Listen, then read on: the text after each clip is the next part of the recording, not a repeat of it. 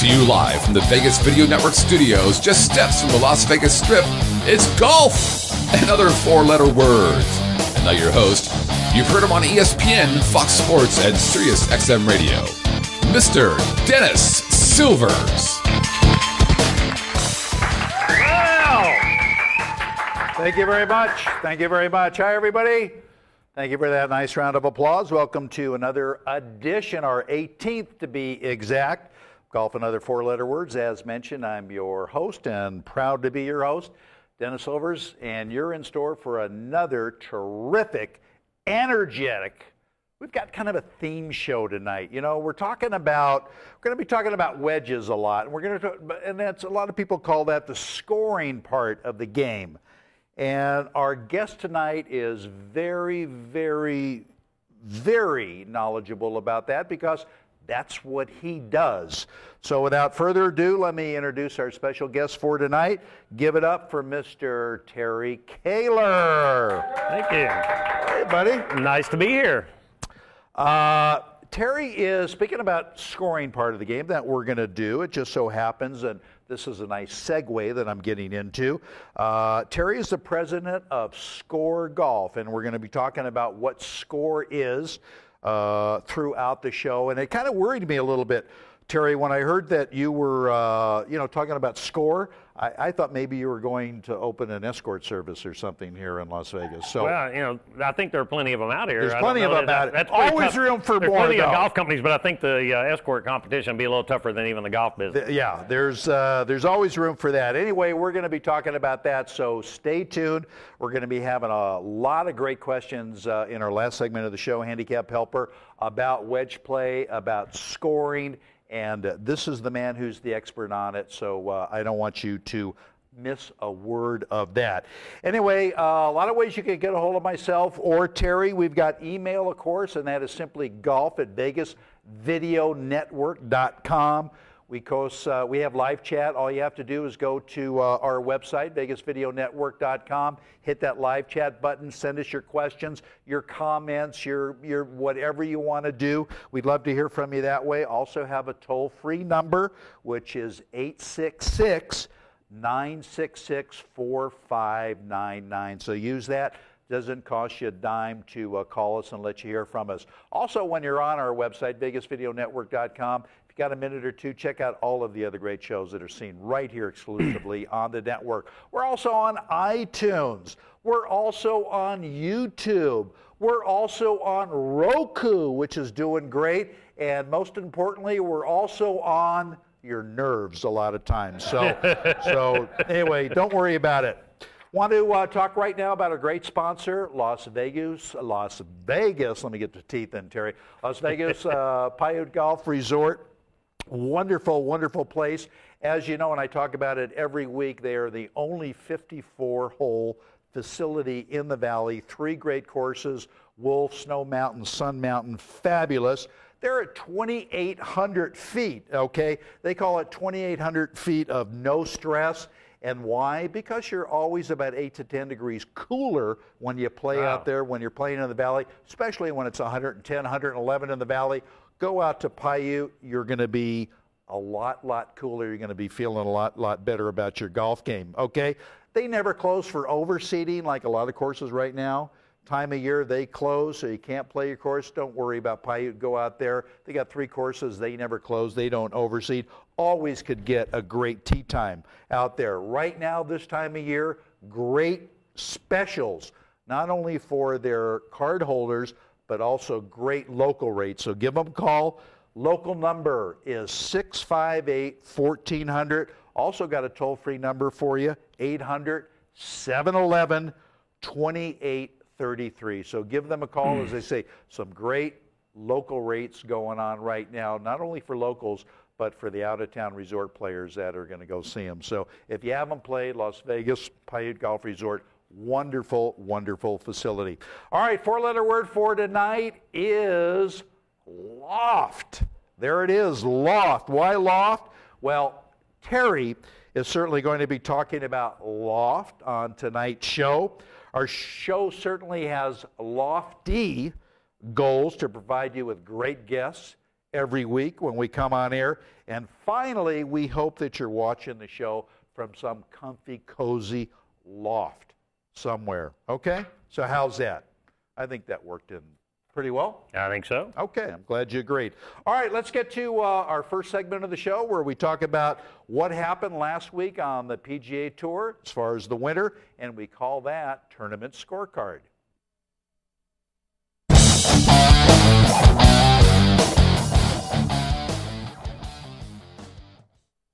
All right, welcome back, everybody. Dennis Silvers, Terry Koehler, Golf and Other Four-Letter Words. Terry Webb Simpson gets his, I love the first name, Webb. I love it. Webb Simpson gets his first PGA Tour win last Sunday at the Wyndham Championship, the final full-field event, as you know, before the start of the FedEx Cup playoffs, which start tomorrow.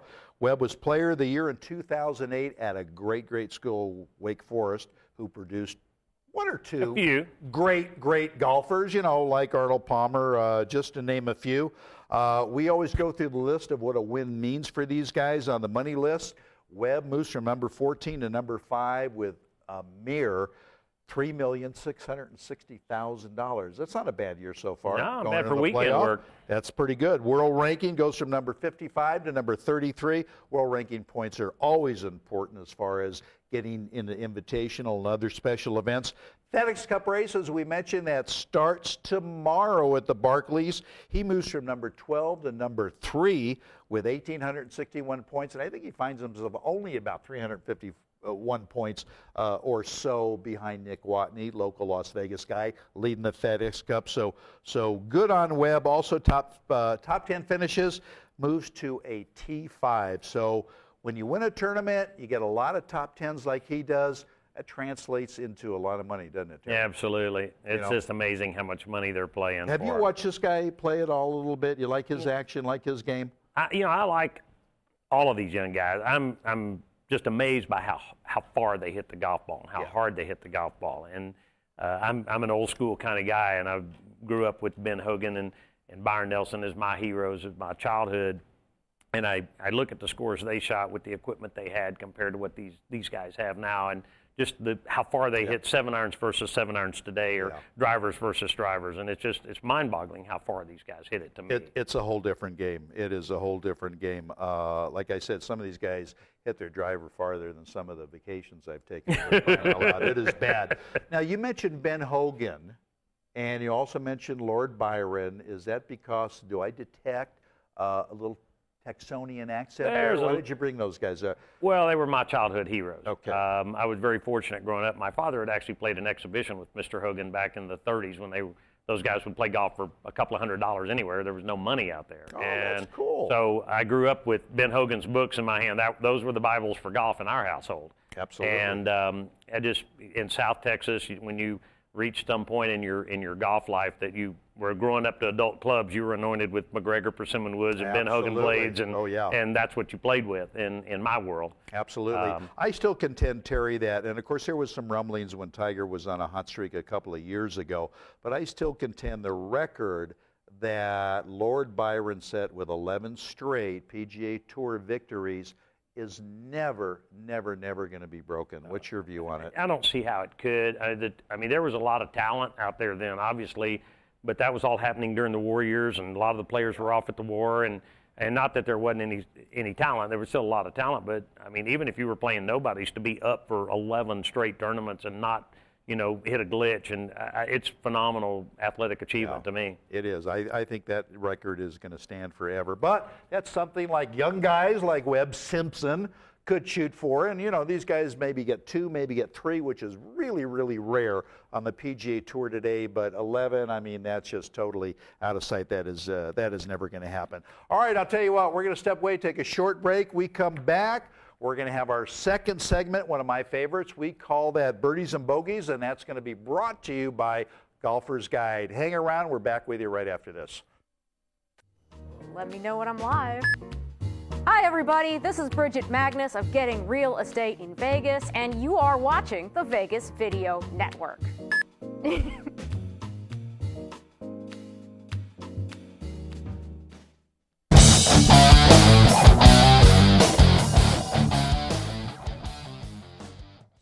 I love her. I love her. She does a great show on real estate because she is real. So that is perfect for her. All right, welcome back, everybody, to Golf and Other Four-Letter Words. Dennis Silvers, Terry Koehler. And this segment, Birdies and Bogies, is brought to you, as it is every week, by Golfer's Guide, America's largest golf publication. You're familiar with it. We have, in Texas, we have that. Absolutely. All you have to do is go to the website, llasvegas.golfersguide.com. Check them out. They are very kind, where they also stream our show on their homepage, Terry. Great. And this little booklet is filled with everything you want to know about your local golf courses, both private and public. They've got articles here about instruction, about discounters. So you can pick this up at your Muni or your private club.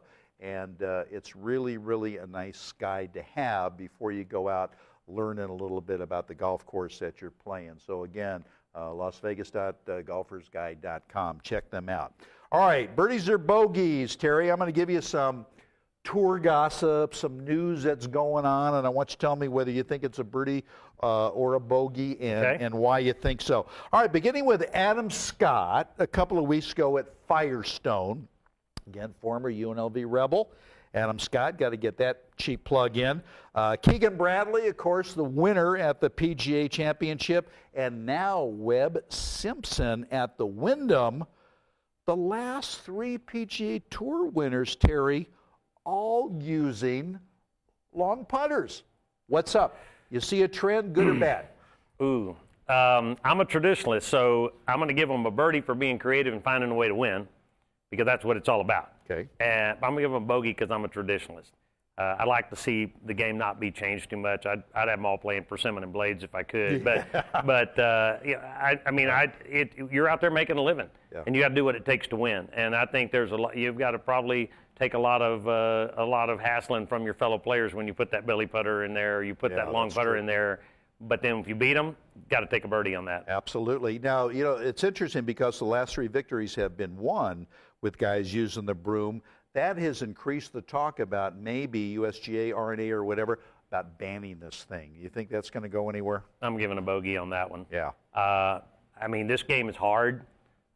This game is losing players because it's hard. And while I'm a stickler for the rules, and I think that we have to have rules, we have to have structure, we have to have organization, the guys on tour play a different game than we play. And, if it helps you play the game better, I'd say get after it. Yeah, I agree with you.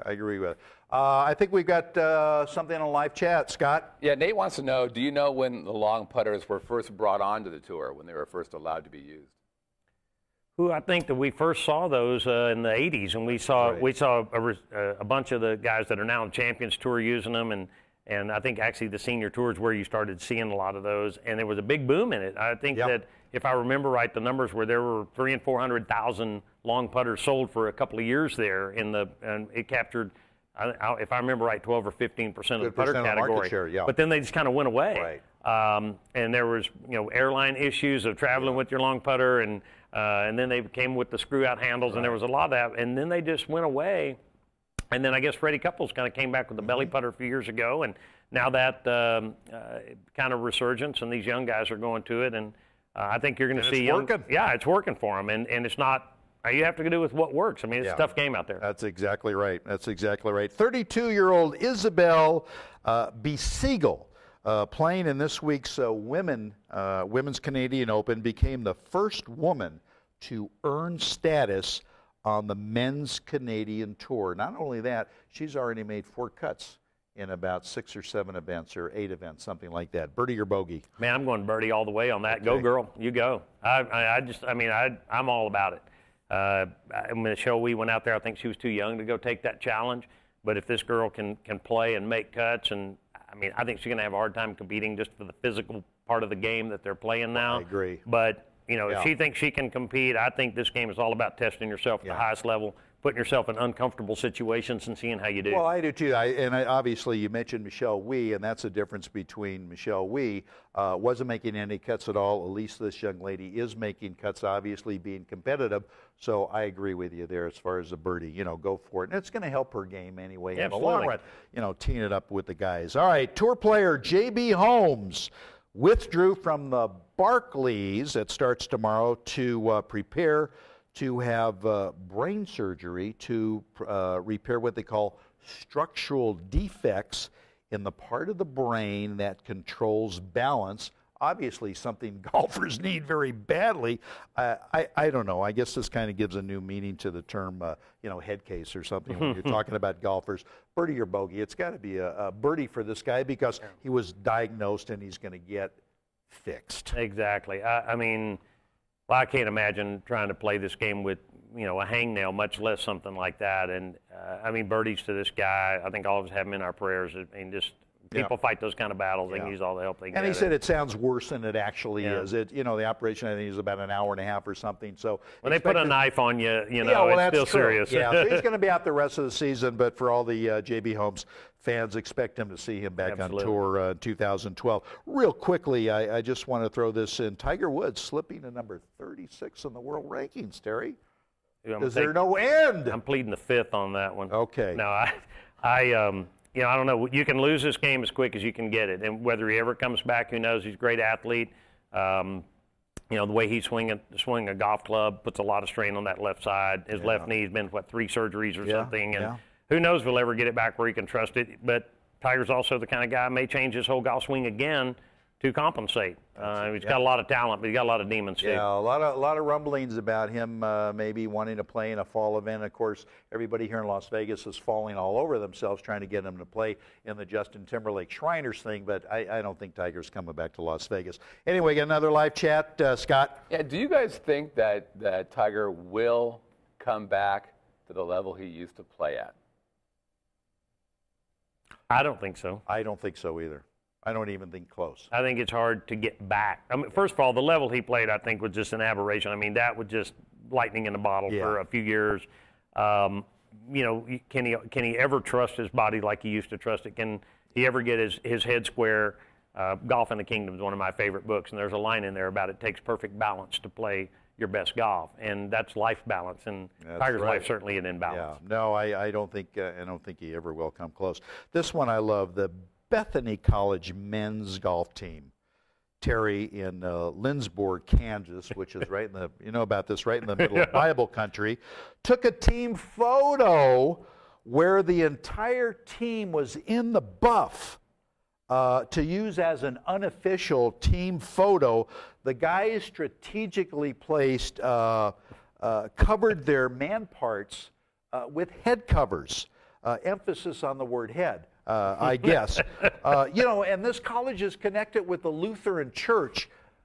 What do you say about that? You give these guys. You got to give these guys a bogey. A double bogey. You got to give them. First of all, you got to give them a birdie for just getting outside the box and going, how about this for a good idea? But then you got to realize that I guess the older I get, the younger I realize 20 and 19 years old is, and it's like you wonder what other kind of outside influences they have in that decision process. I know, and the athletic director, probably the coach, is obviously just pulling their hair out. Absolutely. There's more to this story, believe me, ladies and gentlemen, and we're gonna follow up on it. All right, finally, a German golfer who lost a bet in 2005 to a British golfer he was playing with, spent more than $1,600, and he traveled 800 miles to the UK to try and track this guy down to buy him a beer because he lost a bet. He was going to buy him a beer, and it's still not reported whether he has found this guy or not.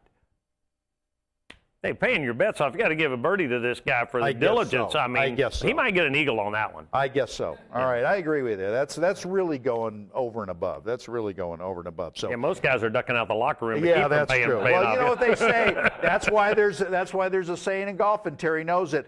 Fast pay makes fast friends, right? Exactly. So you got to remember that. All right, that's birdies and bogeys. We're going to get to our last segment, and this is the one that's going to help you. It's going to help me. So don't forget.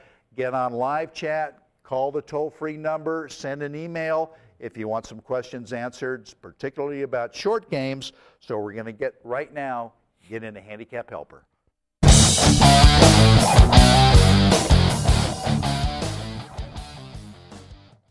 All right, we are back, everybody, with more Golf and Other Four-Letter Words. Dennis Silvers, Terry Koehler, watching this on the Vegas Video Network.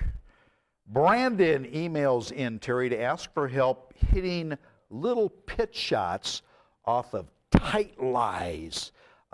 He says more times than not, he's going to chunk the ball. I'm right with you there, brother, because I got the same problem. What's your advice? Tight lies are tough. You have to trust your golf club. You have to trust it. And I have two things that I just really stress on people for tight lies. And one of them is you've got to keep your hands, Brandon, ahead of the club through impact. When you come through, you've got to be leading that club. And a great little tip is focus your eyes on the forward edge of that golf ball. Focus the side toward the target and just zero in on that forward edge, and it helps you make crisp, clean contact. Let the club get the ball in the air. Don't try to help it in the air yourself. Yeah, don't, because that's the kiss of death. Very good answer. That's going to help you, Brandon. Tony writes and wants to know what he can do, Terry, to become better with distance control on shots of 100 yards or less. Excellent question. A real common problem for a lot of amateur players. It is. And this is right up your alley. It's right up our alley, because that's what our golf company is all about, is making golf clubs that give you better distance control. Find the club you like. Learn two or three swing lengths. That's the easiest way. You have a full swing, and then you have maybe a half swing, and manage your distance control with the speed of your body rotation, and don't let yourself get handsy. So if you have a very simple, one of my favorite golfers to watch is Steve Stricker. It's like one moving part. He's here, excellent. He's back, yep. He's through. There's not a lot of movement. There's not a lot of wrist hinging. That's excellent. And that is such an easy way to control distance. My little trick is I feel like your body core has three speeds in the short game. You've got school zone, which is a very slow, deliberate. You've got city driving, which is a little more body core speed, and you've got highway driving in the old school, 55 miles an hour. And that's just a nice, smooth highway drive, and you never speed when you're short game. I like that. I've never heard that. That's a very good analogy. Great answer.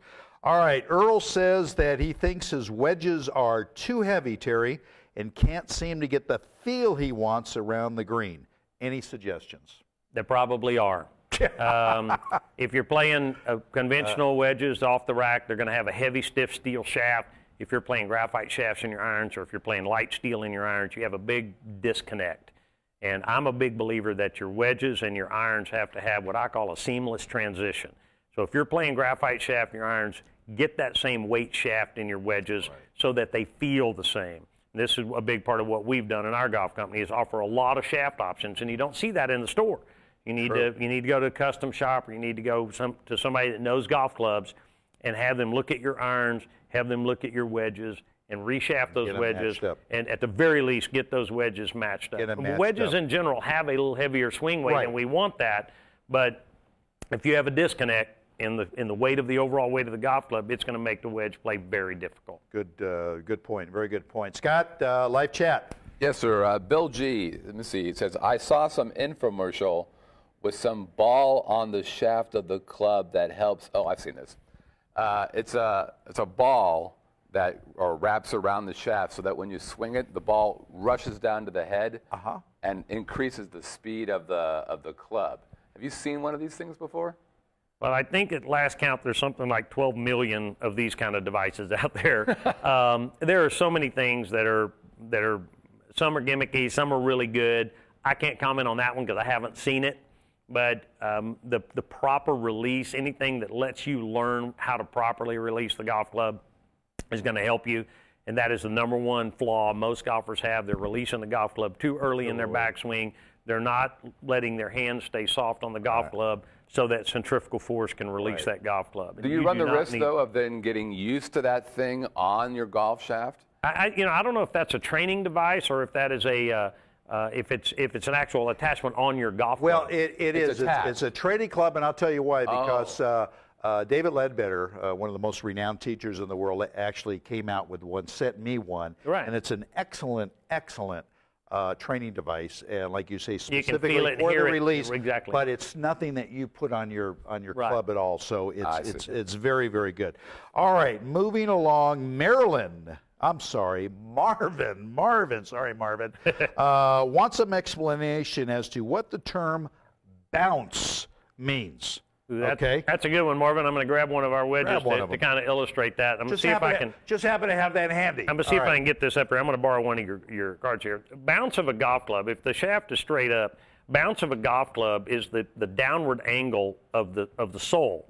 And we talk about high bounce wedges, which has a very steep angle. We have low bounce wedges, which has a very shallow angle. I'm going to try to get this at the camera where I can see. But this angle is what determines how the earth is going to reject this golf club as it comes down into the sand or into the turf. And in the wedge business, we probably 60% of our questions are about bounce. We actually have a patented sole that has 2 bounces in the bottom, but you want to have enough bounce so that this leading edge does not dig a trench, and you have some rejecting force out of the turf. But that's what bounce is. You can take a golf club and look down the sole like this, and you can see how much bounce that golf club has. And that, if you play a course that primarily has firm turf, the experts say you need a low bounce. If you have a course that has primarily softer, fluffier turf, you need a high bounce.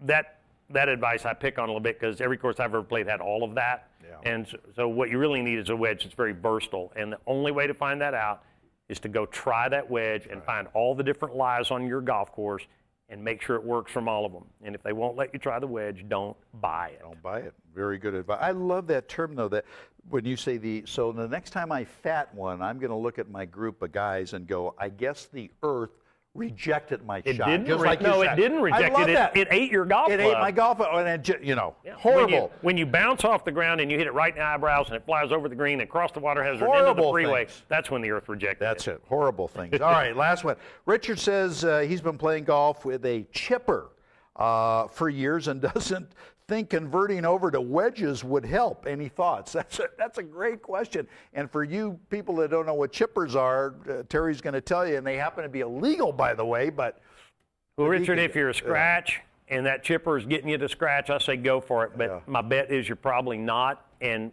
there is no substitute for good wedge play. And you can learn a good wedge technique, and you can have 2 or 3 really good wedges of different lofts in your bag, and it will add a whole dimension to scoring that you don't have with that chipper. That chipper has its place, but if there's a bunker between you and the green, if the grain of that grass on the collar is growing toward you, that chipper is going to handicap you. And it's not a hard thing to learn. Grab a golf professional, pay him for an hour short game lesson, let him look at your wedges. We have 30,000 golf professionals in this country. 8% of golfers have ever taken a lesson. If you love this game, go to your pro and get lessons because it's going to help you score. And get good. Scott, another live chat? Yeah, Bill wants to know, do golfers normally only have one wedge in their bag, or do they have multiple wedges? Well, being a wedgemanist, I'd like to have 20 or 30 in most of the golfers' bags, but it's not really realistic. Wedges are your money clubs. Your short end is set. As we've seen in the golf industry, the irons have been strengthened in loft with the advent of cavity back. Pitching wedges used to be a 50 or 51 degree golf club. Now they're a 45, 44. Right. There are at least 2 new irons on the market that the P Club, as I call it, is 42 and 43 degrees. It's not a pitching wedge anymore. No. You have to have enough loft to be able to get the ball in the air. But we like to recommend about every 4 degrees you need another club, and that lets you have what we call gap management. It lets you have full swing, reliable distances. Back to the question the other gentleman asked about those half wedges. Well, if you have a bigger arsenal of tools, you have more options. Yeah, more to person. You have more options in scoring range. Real quickly, we're just about out of time. Where can people find your wedges, find your website? Give them an address. We're at scorgolf.com. It's SCOR golf.com. We've just launched what we believe is a very revolutionary approach to scoring clubs. We have 21 different lofts. We can build a custom set of wedges with exactly what any golfer needs for gap management, which is a big part of wedge play, as we just mentioned. But it's scorgolf.com. All right. And the whole story is there. And if you want to get your game better, you do the short game and go visit his website. Terry and I were at the Fall PGA Expo here in Las Vegas. That concluded today. There's my badge, so I'm legal. I don't know where his badge is. Anyway, we're out of time. Thanks for tuning in to this edition. Golf and Other Four-Letter Words. For Terry Koehler, I'm Dennis Silvers. Fairways and Greens, everybody. We'll see you right back here next week, same time, same place, with another great show. Until then, Fairways and Greens, everybody. We'll see you all back later. So long. Fun.